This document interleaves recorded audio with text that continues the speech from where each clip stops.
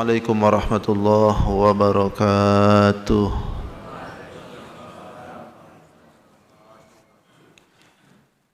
Bismillahirrahmanirrahim. Alhamdulillahi rabbil alamin. Wa bihi nasta'inu ala umuri dunya waddin. Wassalatu wassalamu ala asyrafil anbiya'i wal mursalin sayyidina wa maulana Muhammadin al-amin. Allahumma salli wa sallim wa barik ala hadan nabiyil karim wa ala alihi wa ashabihi wa tabi'ina lahum ajma'in. Amma ba'du. Faqad qala Allah Ta'ala fi kitabihil karim suratul Baqarah min ayat 243.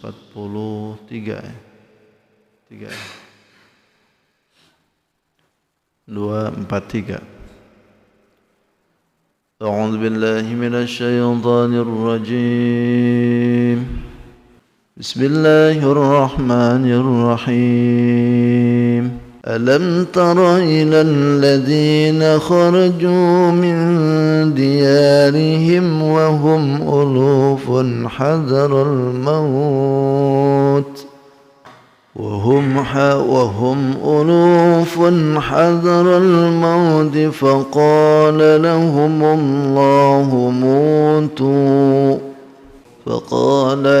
الله موتوا ثم أحياهم إن الله لذو فضل على الناس ولكن أكثر الناس لا يشكرون وقاتلوا في سبيل الله واعلموا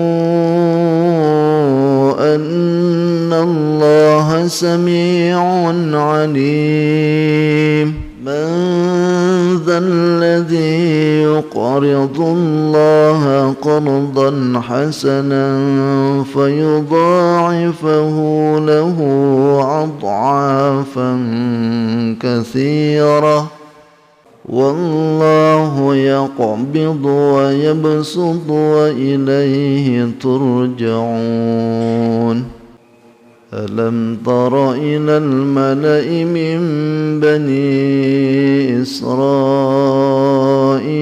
من بعد موسى إذ قالوا لنبي له ابعث لنا ملكا نقاتل في سبيل الله قال هل عسيتم إن كتب عليكم القتال ألا تقاتلوا قالوا وما لنا ألا نقاتل في سبيل الله وقد أخرجنا من ديارنا وأبنائنا فلما كتب عليهم القتال تولوا إلا قليلا منهم والله عليم بالظالمين. صدق الله العظيم وصدق رسوله النبي الكريم ونحن على ذلك من الشاهدين والشاكرين والحمد لله رب العالمين. Hadratul Mukarramin wal Mukarramat jamaah, Bapak Ibu, para sepuh yang sama-sama hadir yang ulun hormati dan insyaallah semuanya dimuliakan oleh Allah Subhanahu wa taala. Alhamdulillah kita bersyukur di hari ini kita masih diberikan oleh Allah kesempatan terlebih luang waktu terus menjalankan ibadah istiqomah terus menerus, terutama menjalankan ibadah salat subuh dengan berjamaah, kemudian kita rangkaikan dengan pengajian. Semoga dengan apa yang sudah kita lakukan senantiasa Allah ridha dengan apa yang kita lakukan, dan juga mudah-mudahan segala kesalahan kita, kehilapan kita diampuni oleh Allah Subhanahu wa taala. Dan di hari ini adalah hari Sabtu terakhir ya di bulan Desember tahun 2022. Insyaallah kita masuk Sabtu depan ke 2023. Itu artinya sebentar lagi tinggal menghitung jam akan pergantian dari tahun Masehi. Walaupun ini bukan tahun kita, tapi tidak ada salahnya kita untuk saling mengingatkan akan pentingnya masalah waktu. Karena bagian dari yang terpenting itu adalah waktu.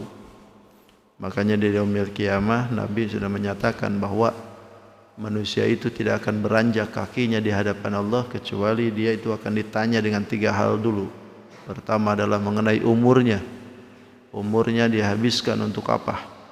Lalu yang kedua ilmunya. Ilmunya diajarkan kepada siapa? Lalu yang ketiga adalah mengenai hartanya. Didapat dari mana dan dibelanjakan kemana. Baru bisa melangkah. Oleh karena itu umur yang setahun yang lalu, yang akan datang mudah-mudahan yang salahnya diampuni oleh Allah Subhanahu wa taala. Yang mudah-mudahan yang baiknya mudah-mudahan dilipat gandakan oleh Allah kebaikannya. Dan mudah-mudahan kita semuaan jadi husnul khatimah. Amin ya rabbal alamin. Salawat dan salam tidak hentinya semoga dibarwahkan kepada baginda kita Sayyidul Mustafa wal Murtada Nabi besar Muhammadin sallallahu alaihi wasallam. Tidak lupa pada keluarganya, para sahabat, tabi'in, para tabi'ut tabi'in sampai kepada kita. Yang mudahan kita pun khususnya berkumpul di tempat ini nanti di yaumil qiyamah diaku sebagai umatnya. Amin. Amin. Amin ya rabbal alamin. Bapak Ibu yang dirahmati Allah, Al-Baqarah di 243.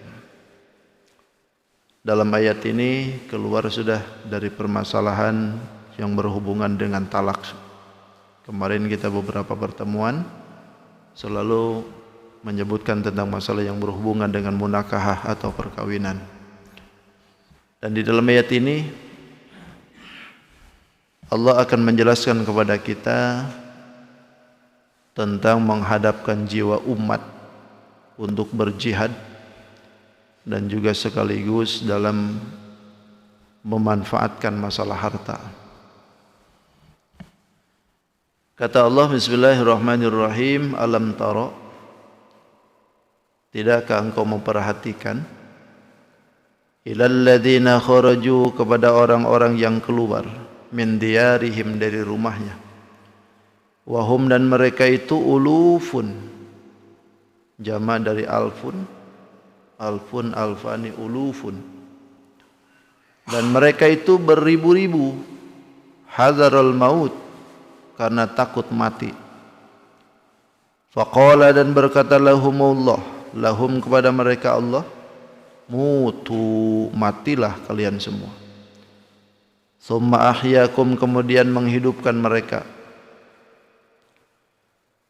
Innallaha, sesungguhnya Allah, ladzu fadlin, yang mempunyai karunia, 'alan nasi, terhadap manusia. Walakin, tetapi, aktsarun nas, kebanyakan manusia itu la yashkurun, tidak mau bersyukur. Wa qatilu, dan berperanglah kalian fi sabilillah, di jalan Allah. Wa alamu, dan ketahuilah annallaha, sesungguhnya Allah, sami'un, maha mendengar, alimun, maha mengetahui. Man dzalladzi, siapakah orang yang bersedia, tuqridullah, memberikan pinjaman untuk Allah, qardan hasana, yaitu dengan pinjaman yang baik, fayudha'ifahu, dalam qiraat lain fayudha'ifhu, fayudha'ifahu, maka Allah akan balas dengan berlipat, lahu, baginya, adha'afan katsira, dengan lipatan yang banyak. Wallahu, dan Allah, yaqbidu, menahan rizki, wa yabsutu, dan melapangkan rizki, wa ilaihi, dan kepadanya turja'un, kalian dikembalikan. Wallahu a'lam bishawab. Segitu dulu ya.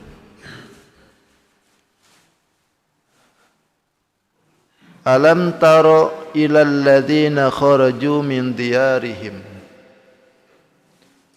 dimulai dengan kalimat istifham atau pertanyaan.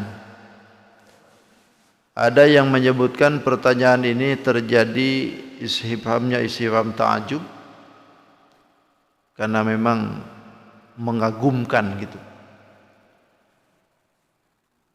Alam taro yang dimaksudkan ini ke siapa? Taro itu biasanya kan melihat. Tapi yang dimaksudkan itu adalah memperhatikan. Apakah tidak engkau memperhatikan? Ada yang menyebutkan engkau itu adalah Nabi Muhammad maksudnya. Ada yang kedua yang disebutkan alam taro engkau itu adalah setiap orang yang yasluhul mukhatabin, yang pantas untuk dibicarakan gitu. Yang mau menerima akan pembicaraan ini. Apakah engkau tidak memperhatikan? Ini disebutnya taswik ya. Artinya taswik itu satu dorongan untuk mendengarkan baik-baik gitu. Taswik itu. Coba dengerin baik-baik kata Allah. Ilal ladzina kharaju min diyarihim, terhadap orang-orang yang keluar mereka itu min diyarihim dari rumahnya. Wahum dan mereka itu ulupun bukan sedikit, beribu-ribu keluarnya itu. Kenapa mereka lari begitu? Hadarul maut, takut mati dia. Siapa yang dimaksudkan ini? Yang dimaksudkan ini adalah umat Bani Israel dulu. Mereka itu keluar dari rumahnya itu, ada yang menyebutkan 4.000, 8.000 ulufun tuh. 10.000 bahkan sampai 30.000, ada yang menyebutkan 40.000 bahkan 70.000. Lari semua itu keluar rumah karena takut mati. Apa yang dimaksudkan hadarul maut? Ketika itu mereka terjadi wabah corona. Wabah corona. Ada wabah dulu tuh. Di zaman Bani Israel tuh ada wabah. Disebutnya itu wabah sampar. Apa wabah sampar tuh? Ya. Salah cacar itu kan. Seperti cacar. Sehingga karena ini wabah itu begitu cepat merebaknya kemana-mana, mereka tuh keluar rumah, lari mereka tuh. Sehingga pada akhirnya yang mana lari ini, semuaan itu punya keyakinan takut mati semua. Bukan seorang dua orang lagi nih. Keluarlah mereka itu. Faqala lahumullahu mutu. Lalu berkatalah lahum kepada mereka itu Allah, mutu, matilah kalian semua. Ternyata mereka itu bergelimbangan semua, mati semua. Jadi yang dikhawatirkan takut mati itu ternyata keluar rumah malah mati dia. Makanya berdasarkan daripada dalil ini, para ulama mufassirin memberikan penjelasan bahwa nahya anil khurujin min baladi fiha. Kalau terjadi adalah masalah taun, ini adalah bagian dari cegahan jangan keluar dari rumah. Kalau bahasa kita lockdown gitu. Jadi lockdown itu memang sudah ada dari dulu. Makanya Nabi pun menganjurkan kan. Ketika Abdurrahman bin Auf memberitahukan kepada Khalifah Sayyidina Umar bin Khattab, beliau mau berjalan ke negeri Syam pada waktu itu. Lalu kata Abdurrahman bin Auf, "Wahai Amirul Mukminin, engkau jangan ke sana. Karena saya mendengar bahwa di sana terjangkit penyakit taun. Lagi ada wabah di sana." Nah, Sayyidina Umar pun balik lagi tuh. Balik lagi ke Madinah akhirnya. Bahkan ketika itu sahabat yang lain bertanya, "Wahai Amirul Mukminin, kenapa engkau tidak langsung saja ke sana? Apakah engkau takut mati? Kenapa balik lagi? Apakah engkau menghindari takdir?" Kata Sayyidina Umar, "Iya. Aku menghindari takdir menuju kepada takdir yang lain." Gitu. Menghindar dari takdir untuk tidak terkena dengan itu, lalu menuju kepada takdir yang lain.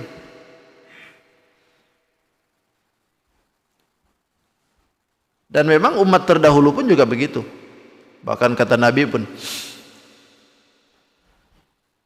Inna hadza saqam, sesungguhnya ini penyakit itu udziba bihil umam, disiksakan kepada umat qablakum sebelum kalian. Fa idza sami'tum bihi fil ardi, maka kalian bila mana mendengar di satu negeri ada satu wabah yang seperti itu, fala tadkhuluha, jangan kau masuk ke dalam negeri itu. Wa idza waqa'a bi ardin, dan bila mana terjadi penyakit itu ternyata ada di negerimu, wa fiha wa antum fiha, sedangkan kalian di dalamnya, maka fala takhruju firaran, jangan kalian keluar untuk lari dari rumahmu. Diam aja, diam aja kan. Ini yang disebutkan dengan lockdown gitu. Jadi Nabi itu sudah ngajarin sebetulnya lockdown itu. Cuman kitanya marah disuruh lockdown ya. Disuruh lockdown tuh malah marah-marah orang. Memang penyakit itu ada yang jadi taun itu. Tapi penyakitnya taun ini sebetulnya parahnya itu luar biasa. Bahkan Bani Israel itu ribuan itu sekali dalam jangka waktu itu. Karena penyakit wabah yang pertama kali itu terjadi di Bani Israel dulu. Pertama kali. Sampai ada yang menyebutkan 70.000 dalam 1 jam mati. Dalam 1 jam aja. Itu penyakit betulan. Penyakit wabah betulan kalau itu. Ya itulah yang terjadi pada Bani Israel dulu. Mereka itu keluar dari rumah, bukan hanya seorang dua orang, ribuan mereka keluar. Alasannya karena takut mati mereka itu lantaran ada penyakit itu. Padahal mereka itu begitu keluar mati juga semuaan. Matilah mereka ini, berkelimpangan mati. Berapa lama mereka ini mati? Ada yang menyebutkan 8 hari, ada yang menyebutkan sampai lama.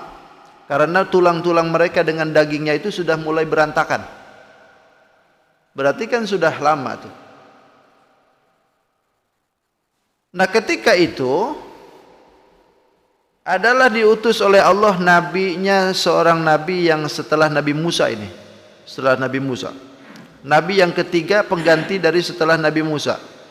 Karena setelah kepergian Nabi Musa itu ada penggantinya yang namanya Nabi Yusha bin Nun. Itu pengganti setelah Nabi Musa tidak ada. Lalu kemudian Nabi Yusha meninggal, digantikan lagi dengan pengganti yang kedua yaitu Nabi Kalib. Nah setelah Nabi Kalib meninggal, digantikanlah oleh penggantinya yang namanya Nabi Hizkil namanya. Nabi Hizkil. Ini nabi yang ketiga setelah Nabi Musa alaihissalam. Nah di zaman Nabi Hizkil inilah terjadinya wabah penyakit di Bani Israel ini. Ketika itu Nabi Hizkil lewat ke mereka, sementara mereka sudah bergelimpangan, mati semuaan. Ketika itu kata Nabi Hizkil, ya Rabb, kuntu fi qaumin yahmadunaka wa yuhallilunaka wa yukabbirunaka. Aku ini berada dalam satu kaum, mereka itu suka memujimu, suka bertahlil, mentauhidkan gitu kan. Bahkan mereka itu wa yukabbirunaka, mereka suka bertakbir kepada engkau ya Rabb. Wa baikaitu wahdaila qaumili, aku ini sendirian aja tidak punya kaum. Bagaimana ceritanya ada seorang nabi tidak punya kaum? Kan gitu. Gak punya kaum nih ya Allah. Kalau imam ada kan? Ya kaum gak ada. Akhirnya Allah ngasih wahyu kepada beliau. Kata Allah, qul, katakanlah, ayyuhal izam innallaha ya'muruka an tajtama'i. Katakan kata Allah kepada Nabi Hizkil itu, ayyuhal izam, wahai tulang belulang, innallaha ya'muruka, sesungguhnya Allah memerintahkan kepada engkau an tajtama'i, kumpul semuaan tulang. Lalu tiba-tiba setelah ucapan Nabi Hizkil itu, fastama'atil izam, semua tulang-tulang yang mati itu kumpul dengan sendirinya. Lalu setelah itu Allah kasih wahyu lagi ke beliau. Kata Allah, Qul ayyuhal idham innallaha ya'muruka an takhtasasi lahman. Wahai tulang-tulang, Allah perintahkan kepada engkau untuk membungkus dengan daging. Akhirnya si tulang itu terbungkus dengan daging semua. Lalu setelah itu Allah perintahkan lagi kepada beliau untuk mengatakan innallaha ya'muruka an taqumi. Suruhlah engkau itu untuk semua daging, semua yang telah dibungkus dengan daging itu untuk berdiri semua. Lalu kata beliau, "Faqumu." Berdiri kau. Berdirilah semua. Makanya inilah yang disebutkan summa ahyahum, kata Allah. Kemudian kami hidupkan semua. Hidup lagi tuh. Yang 80.000 mati bergelimpangan tulang belulang itu terus tiba-tiba hidup lagi semua. Akhirnya hiduplah mereka dengan permintaan, dengan sebab permintaan nabinya, Nabi Hizkil ini. Sahabat Nabi Hizkil sendirian. Masa ada nabi nggak punya umat gitu kan? Akhirnya Allah tahu dihidupkan lagi semua. Innallaha ladzu fadlin 'alan nas. Sesungguhnya Allah lah yang mempunyai karunia terhadap manusia. Cuman walakinna aktsarun nas. Tetapi manusia itu sendirilah yaskurun, tidak mau bersyukur, kata Allah. Maksudnya karunia apa yang dimaksudkan ini? Karunia mereka setelah mati dihidupkan lagi. Allah hidupkan lagi tuh. Gak ada yang bisa menghidupkan yang mati kecuali Allah kan?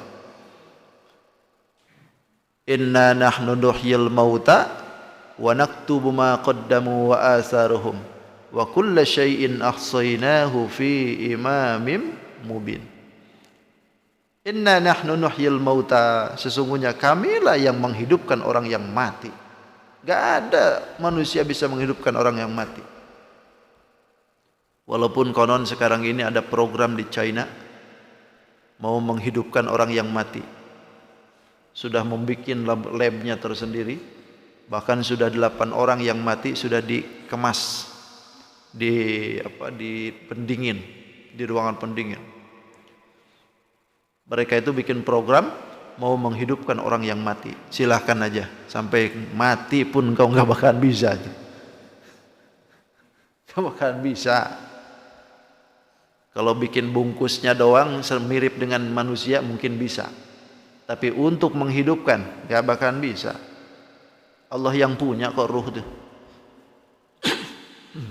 Allah yang punya. Kita bikin konyol aja itu. Kenapa mereka bikin program seperti itu? Takut mati sebetulnya mereka itu. Karena tahu matinya mereka mau kemana. Nah, kalau kita kan nggak begitu kalau kita. Nah, akhirnya hiduplah kembali mereka itu. Cuman walaupun mereka itu dihidupkan kembali, tapi mereka itu tapak matinya itu membekas. Jadi diberikan oleh Allah tapak matinya itu tetap membekas karena pernah mati. Mati awalnya itu warnanya kulitnya itu kuning, menguning. Karena orang mati kan menguning. Terus yang kedua, mereka itu la yalbasuna sauban illa adin. Tidak pernah pakai baju kecuali pakai baju itu terbalik terus. Kayak kain kapan gitu. Kain kapan kan ke belakang tuh. Ya kan? Oh, yang ini sampaikan di sana di belakang sini. Nah, mereka itu selalu begitu. Umurnya panjang mereka itu setelah mati dihidupkan kembali itu panjang mereka itu sampai mati kedua itu. Tapi mereka bekas kematian itu tidak pernah dihilangkan oleh Allah. Pertama warna kulitnya masih menguning karena bekas mati. Yang kedua setiap pakai baju mereka tidak pernah bajunya di depan, selalu ke belakang. Allahu a'lam bishawab kenapa bisa begitu. Dan kisah itu wastamarat fi asbatihim. Cerita nenek moyang begitu tuh itu sampai ke anak cucunya itu tahu tuh. Mereka tahu tentang kejadian itu sampai ke anak cucunya itu. Dan Allah berikan karunia untuk mereka hidup kembali. Alhamdulillah. Cuman sayang mereka itu la yaskurun, tidak mau bersyukur. Tidak mau bersyukur.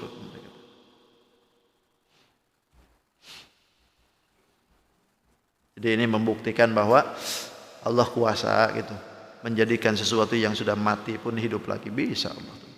Bahkan ketika mereka itu dihidupkan, orang Bani Israil dihidupkan itu ketika berdiri semuaan hidup, mereka berkata, Subhanakallahumma wa bihamdika la ilaha illa anta. Itu ucapan mereka yang iman tuh. Beriman kepada Allah. Karena Bani Israil itu kan kalau ditinjau dari segi pemaknaan, Bani turunan, Isra hamba, Il Tuhan. Bahasa Ibrani itu kan. Jadi Il itu adalah Tuhan maksudnya.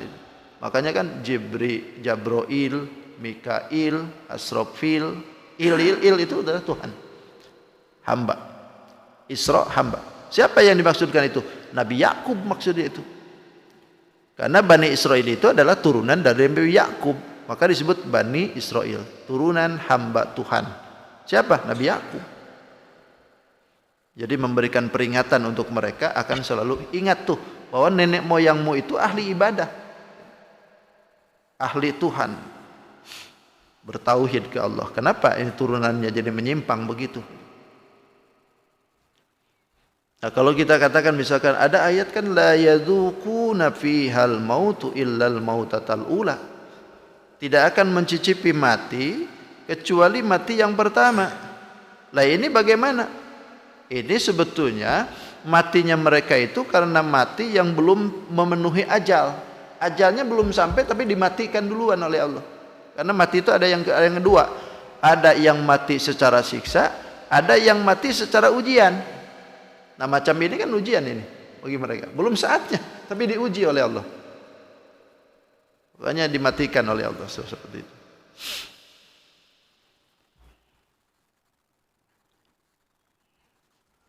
Lalu kemudian apa sih tujuannya Allah ceritakan masalah ini? Wal qasdu min dzikri khabari haula'i tasji'ul mu'minina 'alal qital. Allah memaksudkan menceritakan kisah ini untuk memberikan tasji'ul mu'minin. Kalau bahasa kita itu merangsang semangat orang mukmin untuk mau berperang sebetulnya itu. Awalnya itu seperti itu sebetulnya. Jadi diceritakan kisah ini kepada sahabat pada waktu itu untuk merangsang mereka supaya mau perang.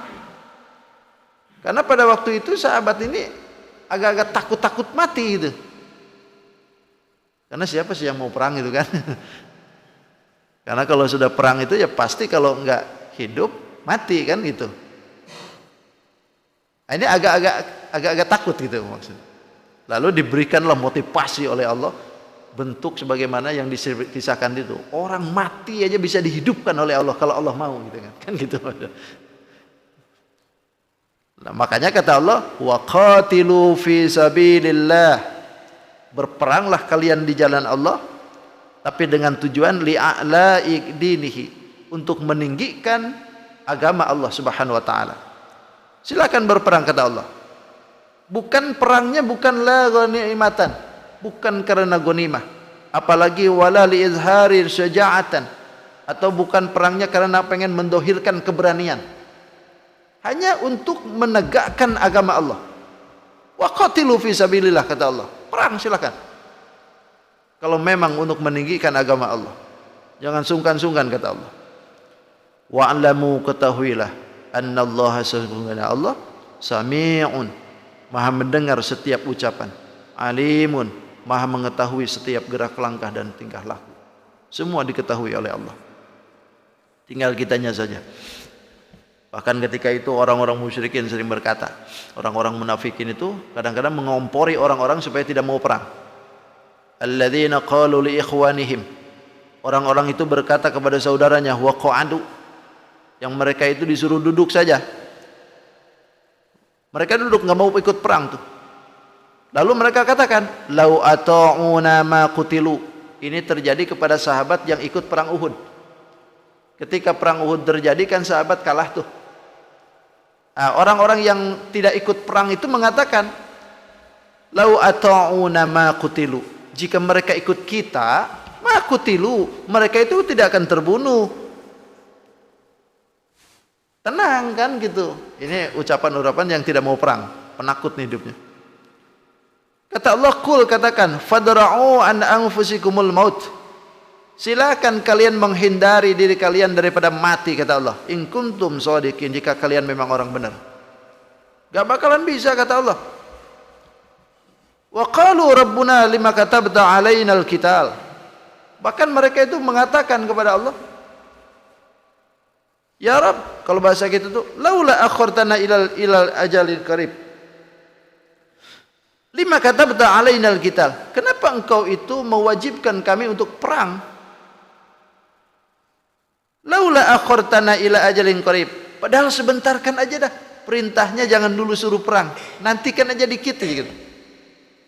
Lalu kata Allah, qul, katakan ya Muhammad, mata'ud dunya qalil. Kesenangan dunia itu bentar aja, perahu. Sebentar aja, kata Allah. Wal akhiratu khairul liman ittaqa. Sedangkan akhirat itu lebih baik bagi orang yang takwa. Itu artinya memberikan motivasi, semangat. Bahwa kalau Allah suruh perang, ya udah, perang aja sekalian. Jangan ngurusin lagi urusan yang begitu. Aina ma takunu yudrikkumul mautu walau kuntum fi burjujin musayyadah. Kata Allah, kalian berada dimanapun kata Allah kalian berada, yudrikumul maut, mati itu datang pula.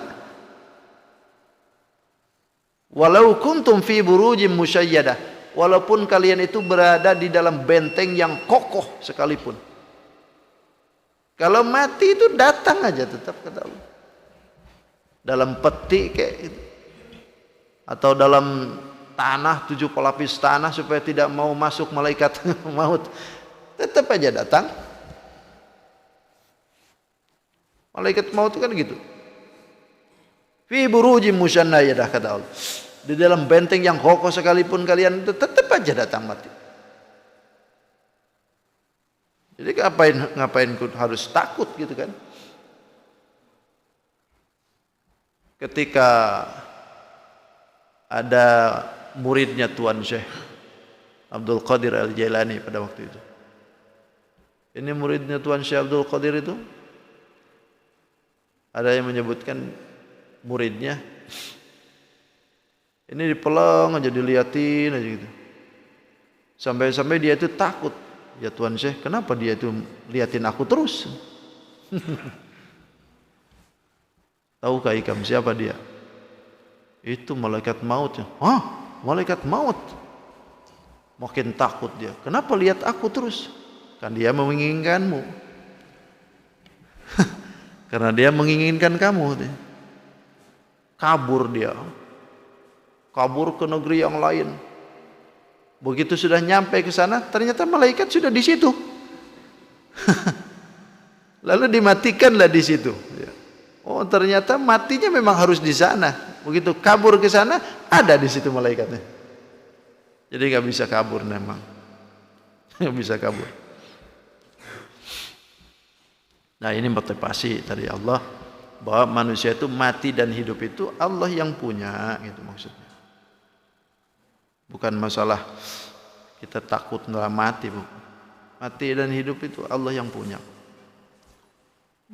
Yang penting persiapan aja untuk kita bagaimana untuk bakal mati nanti. Lalu kemudian yang ketiga, man dzalladzi yuqridullaha qardan hasana. Kata Allah, siapakah alladzi qardan yuqridullaha qardan hasana. Siapa yang bersedia untuk memberi pinjaman untuk Allah? Qardan hasana, dengan pinjaman yang baik, kata Allah. Wa yudha'ifu lahu ad'afan katsira. Maka Allah akan berikan balasannya dengan balasan yang berlipat-lipat. Apa yang dimaksudkan yuqridullah itu? Tidak lain adalah infak fi sabilillah. Siapakah, kata Allah, yang mau berinfakkan hartanya di jalan Allah, Allah akan berikan hartanya itu dilipat gandakan pahalanya oleh Allah. Kita memberikan sesuatu itu berarti meminjamkan untuk Allah. Makanya orang yang mengeluarkan hartanya demi tegaknya sebuah agama, maka dia itu seolah-olah meminjamkan ke Allah.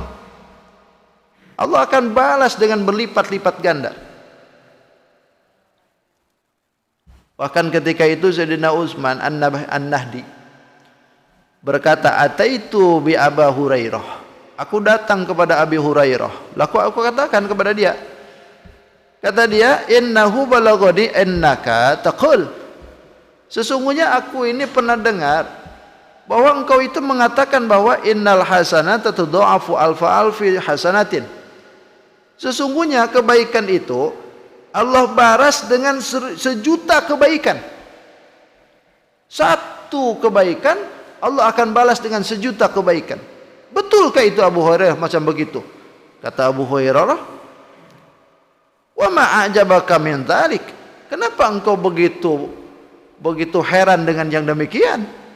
Sedangkan aku sendiri sungguh telah mendengar dari baginda Nabi bahwasanya Nabi mengatakan, "Innallaha yudha'aful hasanah."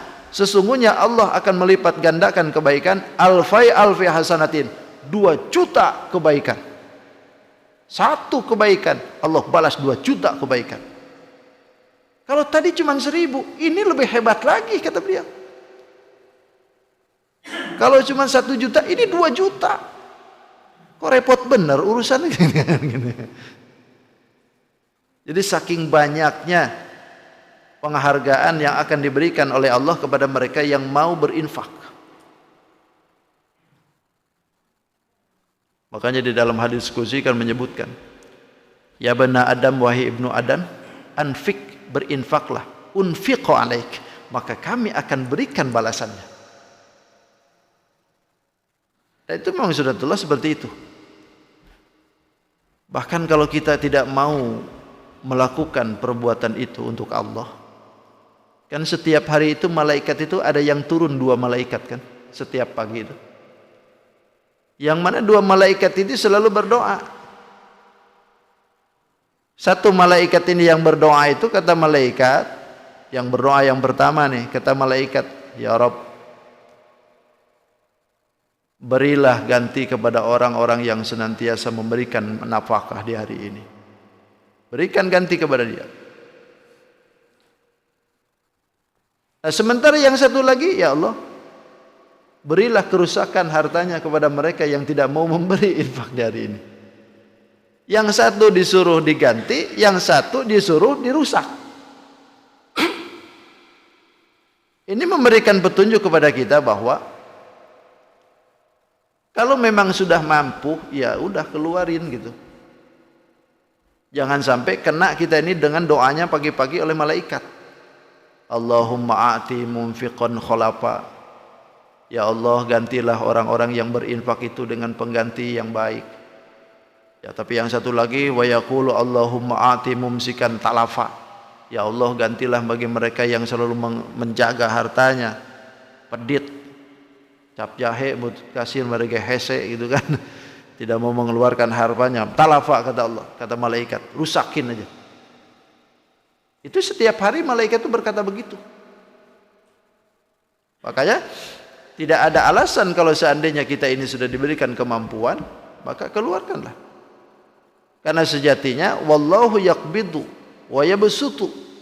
Allah lah yang menahan itu rezeki kepada siapa yang dikehendaki oleh Allah.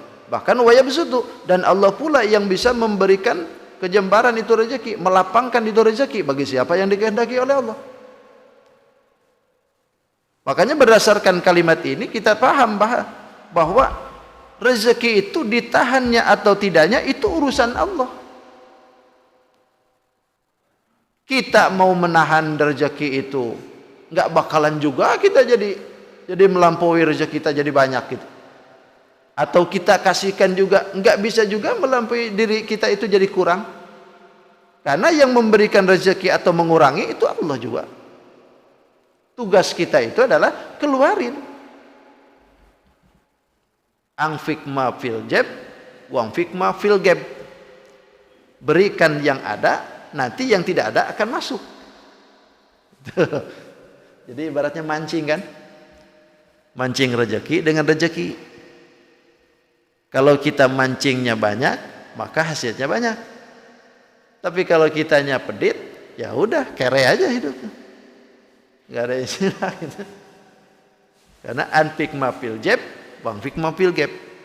Keluarkan yang ada di saku, nanti yang dari luar masuk ke saku. Gitu.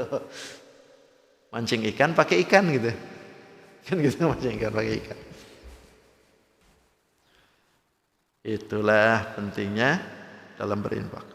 Jadi siapa yang mau untuk meminjamkan hartanya untuk Allah, kata Allah, Allah ganti yang lebih banyak, kata Allah. Bahkan kul inna rabbi yabsutur rizqa liman yasha. Katakan ya Muhammad, sesungguhnya Tuhanku akan memberikan kelapangan rezeki bagi siapa yang dikehendaki min ibadihi, dari hambanya. Wa yuqaddiru lahu, dan kadang-kadang Allah pun mempersempitkan, Allah pula juga yang untuk hambanya disempitkan.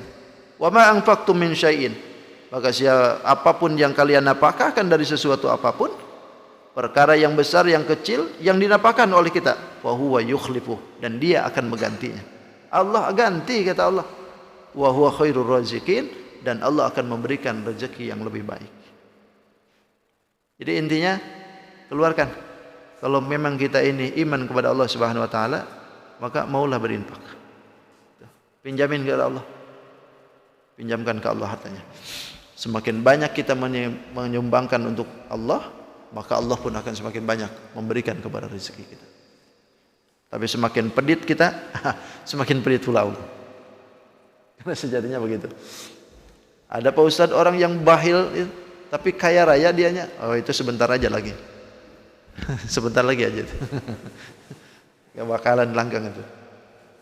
Antaro ilal mala'i min bani Israil wallahu alam bisawab.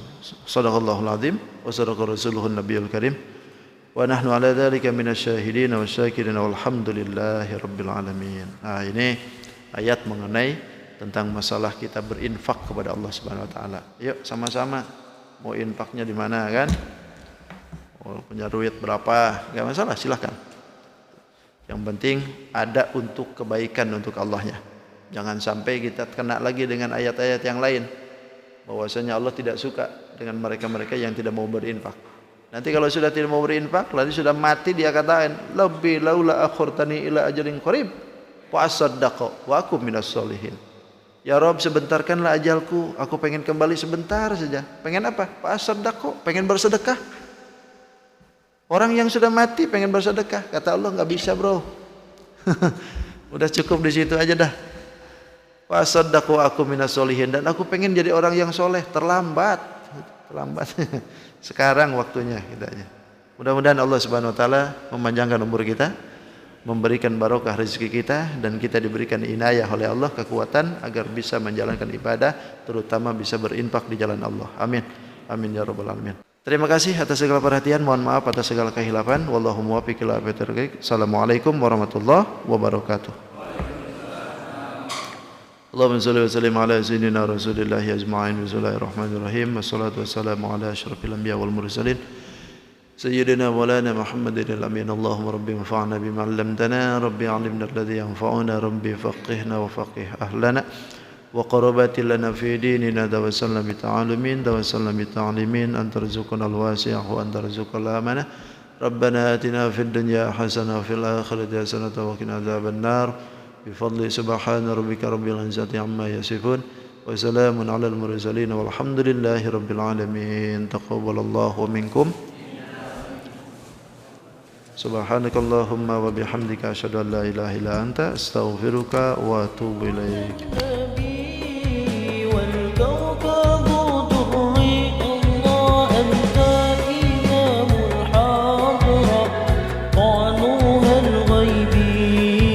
أنت إمام الحاضر سلطانها الغيبي لي عبد حملي ثقيل